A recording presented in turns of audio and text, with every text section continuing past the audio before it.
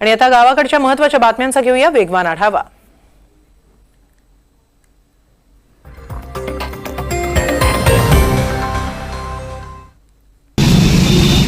पंढरपुरात पावसानं जोरदार हजेरी लावली। काही दिवसांच्या विश्रांतीनंतर पंढरपुरात मुसळधार पाऊस बरसला। अनेक सखल भागात पाणी साचलं। धाराशिवमध्ये विजेच्या कडकडाटासह पावसानं हजेरी लावली। 4 दिवसांच्या विश्रांतीनंतर पुन्हा पाऊस बरसला। शेतपिकांचं नुकसान होण्याची मात्र शक्यता आहे। सोलापुरातही मुसळधार पावसानं हजेरी लावली। 12 दिवसांनंतर शहरात दमदार पाऊस बरसलाय। मागील 24 तासात 100 मिलीमीटर पावसाची नोंद झाली आहे। पुण्याच्या इंदापुरातही पाऊस पडला। पहाटेपासूनच पावसाची संततधार सुरू आहे। नागरिकांची मात्र तारांबळ उडाली आहे।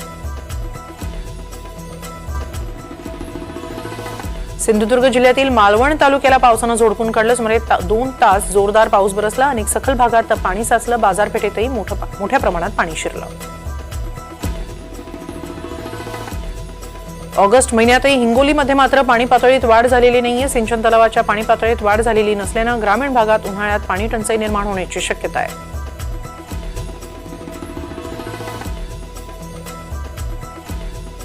ऐन पावसाळ्यात केडगावात पाण्याचं भीषण संकट ओढवलंय। कचऱ्यामुळे नागरिकांचं आरोग्यही धोक्यात आलंय। महापालिका आयुक्तांना नागरिकांनी निवेदन दिलं। नाशिकच्या भावली धरणाच्या पाण्याचा वाद चिघळण्याची शक्यता। इगतपुरी तालुक्यातील भावली धरणातून शहापूरला पाणी सोडण्यास नकार देण्यात आलाय। वाशिमच्या बाजारात ज्वारीच्या दरात मोठी घसरण झाली। हमीभावापेक्षा 1600 रुपयांनी कमी दर आहे। सरकारनं नाफेड मार्फत ज्वारीची हमीभावानं खरेदी करावी अशी मागणी शेतकऱ्यांनी केली आहे। नंदुरबार जिल्ह्यात केळी पिकांवर करप्या रोगाचा प्रादुर्भाव वाढल्यामुळे केळी पिकांचं मोठं नुकसान होतंय। रोगामुळे शेतकरी आर्थिक अडचणीत सापडले। उत्पन्नात देखील मोठी घट होण्याची शक्यता आहे। अकोल्यामध्ये शेतकऱ्यांनी चक्क कपाशीची पिकं उपटली। अज्ञात व्यक्तीविरोधात तक्रार दाखल करण्यात आली। मात्र 2016 पासून सुरू असलेला कपाशी नाशाचा प्रकार पुन्हा एकदा समोर आलाय। त्यामुळे शेतकऱ्यांनी संताप व्यक्त केलाय। लातूरमध्ये शुद्ध पाण्याच्या नावाखाली नागरिकांच्या आरोग्याशी खेळ सुरू आहे। फिल्टर प्लांटमध्ये केमिकलच्या वापरामुळे पोटाशी संबंधित विकारांच्या तक्रारीत वाढ होते। प्रशासन मात्र दुर्लक्ष करत असल्याचा आरोप होतोय।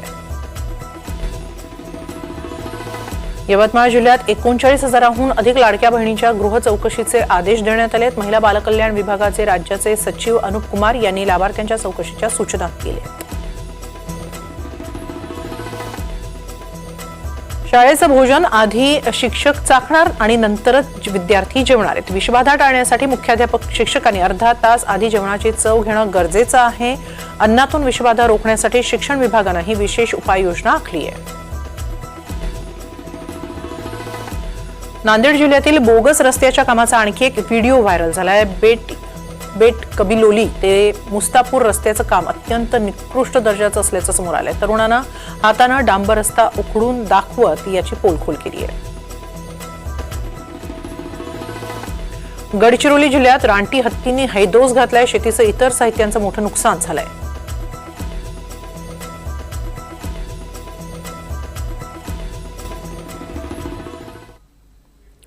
पुढची बातमी पाहूया। राजकीय वर्तुळातून पुढची बातमी। रामदास कदमांवर भास्कर जाधवांनी जोरदार टीका केली। रामदास कदमांचा उल्लेख त्यांनी आक्षेपार्ह केलेला आहे। रामदास कदम 2014ला आपल्या पाया पडले होते असा दावाही भास्कर जाधवांनी केलाय।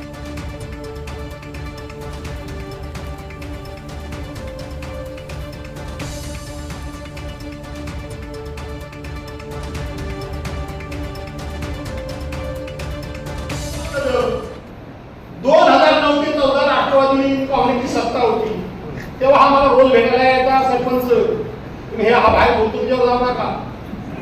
आता कधी छमछम बंद झालं म्हणून वेळा झाला आला ती किंमत द्यायची नाही। एक माझे पाय धरून बाबी अधिवेशन चालू असताना म्हणून कोटेश्वरीच्या जवळ तुला विचारतो आणि माझ्या पाय धरणार तुम्ही काय पाहिजे पाहिजे बोलीत तो व्यक्त पाहिजे। मी त्या रामदास काय बोलत नाही। मूर्ख आहे। मूर्ख म्हणजे मूर्ख आहे। येणार आहे हे लोक पूर्ण झाला रोज सकाळ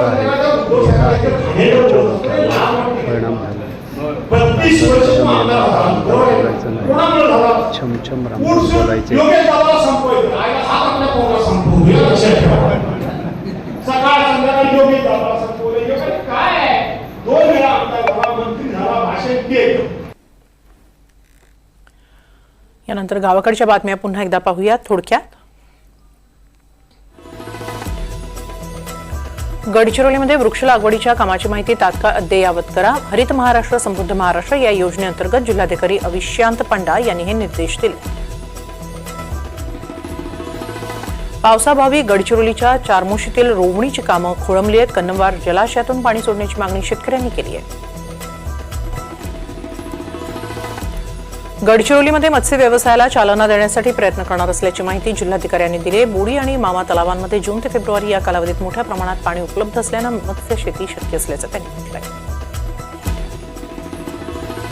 लातूर जिल्ह्यातील 32 ग्रामपंचायतींनी सलग 2 टीबी मुक्त अभियानाचे निकष पूर्ण केले. 2024 मध्ये एकूण 269 ग्रामपंचायती टीबी मुक्त झाल्या आहेत. वर्षभरात शेकडो ग्रामपंचायती टीबी मुक्त करण्याचा निर्धार व्यक्त करण्यात आला आहे. धाराशिवमध्ये अनेक साखर कारखान्यांनी ऊसाची फेब्रुवारीपासूनची बिलं अद्यापही थकीत ठेवलेली आहेत. कारखान्यांची साखर जप्ती करून शेतकऱ्यांना एफआरपी प्रमाणे ऊसाची बिलं द्या अशी मागणी जोर धरते आहे. जळगाव महानगरपालिकेच्या वतीनं मुख्य रस्त्यांवर अतिक्रमण विरोधी मोहीम राबवण्यात आली. मुख्य रस्त्यावर वाहतुकीला अडथळा निर्माण करणारी अतिक्रमणं काढण्यात आली. वारंवार सूचना देऊनही अतिक्रमण करणाऱ्या व्यावसायिकांचं साहित्य जप्त करण्यात आलं. जळगावच्या भुसावळ शहरात प्रमुख मार्गावर सुरू असलेल्या काँक्रिटीकरणाच्या कामामुळे रस्ते बंद. प्रमुख मार्गावरील रस्ते बंद असल्यानं बस स्थानक, रेल्वे स्टेशन यासह मुख्य बाजारपेठेत जाण्यासाठी नागरिकांना कसरत करावी लागते. स्थानिक स्वराज्य संस्थांच्या निवडणुकीत ओबीसींचं 27% आरक्षण कायम राहिल्यानं वाशिम जिल्हा परिषदेमध्ये असलेल्या 52 पैकी ओबीसी प्रवर्गासाठी पूर्वीप्रमाणे 14 जागा आरक्षित असणार आहेत. नागपूरच्या कळमना कृषी उत्पन्न बाजार समितीच्या चौकशीला विरोध करणाऱ्या याचिकेवरील निर्णय हायकोर्टानं राखून ठेवलाय. भाजप आमदारांनी लक्षवेधी सूचना मांडून समितीच्या संचालक मंडळावर भ्रष्टाचाराचे आरोप केले होते. जळगावच्या यावलमधील एकात्मिक आदिवासी प्रकल्प कार्यालयात रानभाजी महोत्सवाचं आयोजन करण्यात आलं. रानभाजी महोत्सवाला नागरिकांनी उत्स्फूर्त प्रतिसाद दिला. औषधी गुणधर्म असलेल्या विविध रानभाज्यांची खरेदी करण्याची संधी मिळाली. सिंधुदुर्ग जिल्ह्यात मुंबई गोवा महामार्गाच्या ठिकठिकाणी चाळण झालेली आहे. काही ठिकाणी पेवर ब्लॉक बसवण्यात आले आहेत. गणपतीचा सण काही दिवसांवर आलेला असतानाच गणेश भक्तांना मात्र जीवघेणा प्रवासच करावा लागणार आहे. 13 तारखेला आंदोलनाचा इशाराही देण्यात आलाय. सिंधुदुर्गातील तळ कोकणात ठिकठिकाणी गणपती शाळांमधील लगबग आता वाढली. मातीच्या मूर्तींना अधिक मागणी आहे. कुडाळ तालुक्यातील आकेरी गावातील प्रसिद्ध मूर्तिकार राधाकृष्ण उर्फ बाबली नाईक यांनी ही माहिती दिली आहे. छत्रपती संभाजीनगरच्या नारेगावातील मुख्य नाल्याच्या प्रवाहावरच नागरिकांनी इमारती उभारल्यात. या 3 इमारती मनपाच्या पथकानं जमीनदोस्त केल्या. तर 4 मजली इमारतीमध्ये कुरकुरे बनवण्याचा कारखाना सुरू होता. भंडाऱ्याच्या लेंडेझरी मोगरकसा जंगलात काळ्या बिबट्याचा मुक्त संचार दिसून आला. दुर्मिळ काळ्या बिबट्याची जोडी मोबाईल कॅमेऱ्यात कैद झाली. वन्यजीव प्रेमींमध्ये प्रचंड उत्साहाचं वातावरण निर्माण झालं. जम्मू काश्मीरमधील सिंदूर महारक्तदान शिबिरासाठी 1000 तरुण विशेष रेल्वेनं रवाना झाली. मंत्री उदय सामंतांनी या रेल्वेला हिरवा झेंडा दाखवला. देशाच्या जवानांच्यासाठी सिंदूर महारक्तदान शिबिरासाठी सांगलीतून विशेष धर्मवीर एक्सप्रेस सोडण्यात आली. भुसावळ तालुक्यातील सुनसगाव शिवारात विजेचा धक्का लागून एक बैल ठार झाला. महावितरण आणि पशुवैद्यकीय अधिकाऱ्यांनी पंचनामा केला. गडचिरोली जिल्ह्यातील सुंदरकांड भजन मंडळ आणि मित्र परिवारातर्फे गडचिरोली शहरातून भव्य कावड यात्रा निघाली. 40 किलोमीटरच्या प्रवासात शेकडो भाविक सहभागी झाले. महाराष्ट्र गोवा सीमेवरील असलेल्या नेतर्डे गावात गेल्या वर्षभरापासून बीएसएनएल नेटवर्क गायब झाले. त्यामुळे ग्रामस्थ त्रस्त आहेत. स्वातंत्र्य दिनापर्यंत नेटवर्क सुरू न झाल्यास उपोषणाचा इशारा ग्रामस्थांनी दिलाय. पुण्यात काल रात्री सदाशिवपेठेत कोयत्यानं हल्ला झाला होता. त्याचा सीसीटीव्ही फुटेज समोर आलाय. विश्रामबाग पोलीस स्टेशनमध्ये 5 ते 6 जणांविरोधात गुन्हा दाखल करण्यात आलाय.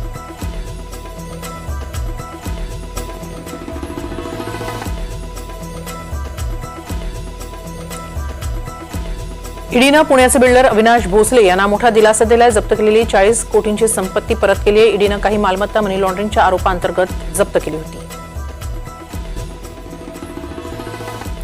रत्नागिरीच्या चिपळूणमध्ये कार अपघातात पादचाऱ्याचा मृत्यू झाला. कावेळतळी इथं कारनं धडक दिली. गाडी एका स्थानिक राजकीय पुढाऱ्याचा मुलगा चालवत असल्याची चर्चा रंगतीये. धुळे कृषी उत्पन्न बाजार समितीत पोलीस कर्मचाऱ्याचा गोळी झाडून आत्महत्येचा प्रयत्न झाला. या गोळीबारात पोलीस कर्मचारी जखमी आहे. पुण्यातील फुरसुंगीत थार गाडीतून गांजाची तस्करी होत होती. गुन्हे शाखेनं कारवाई करत ही तस्करी उघड केली. 26 किलो गांजासह थार गाडी जप्त करण्यात आली. ते एकाला ताब्यात घेण्यात आले.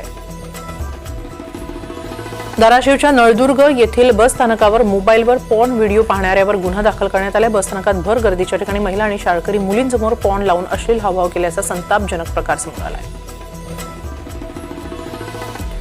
कोल्हापूरच्या जयसिंगपुरात दत्त शासकीय पतसंस्थेत 7.5 कोटींचा अपहार झालाय. संस्थेचे अध्यक्ष, संचालक, व्यवस्थापक आणि शाखाधिकाऱ्यांसह कर्जदारांवर गुन्हा दाखल करण्यात आला. चंद्रपूरमध्ये दारू अड्ड्यावर पोलिसांनी छापा टाकला. 8 महिलांना अटक केली. 1,41,000चा मुद्देमाल जप्त करण्यात आला. चंद्रपूर शहर पोलिसांनी मोठी कारवाई केली. सांगलीच्या विट्यातील वकिलावर पोलिसांच्या कारवाईचा सीसीटीव्ही व्हिडिओ व्हायरल होतोय. वकील विशाल कुमार यांना 7 ते 8 पोलिसांनी अक्षरशः त्यांच्या घराच्या दारातून उचलत पोलीस गाडीत नेऊन टाकल्याचा व्हिडिओ समोर आलाय. पालघर जिल्ह्यातील तरुणाला नोकरीच्या आमिषानं युरोपमध्ये नेऊन फसवण्यात आलंय. व्हिडिओच्या माध्यमातून त्यानं मदतीसाठी याचना केली. उमेश धोडी असं पीडित तरुणाचं नाव आहे. मनसेच्या तुलसी जोशी यांनी व्हिडिओ कॉलमधून संवाद साधत मदत केली.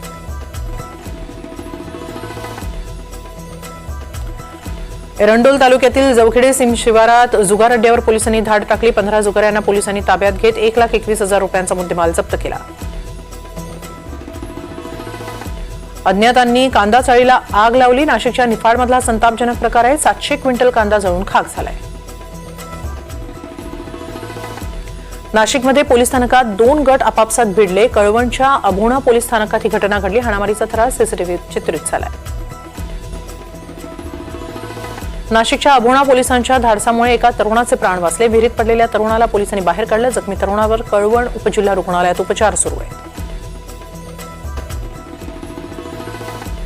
जालन्यात अवैधरित्या गावठी पिस्तूल बाळगणाऱ्याला जेरबंद करण्यात यश आलेलं आहे. जालना स्थानिक गुन्हे शाखेच्या पथकाने ही कारवाई केली.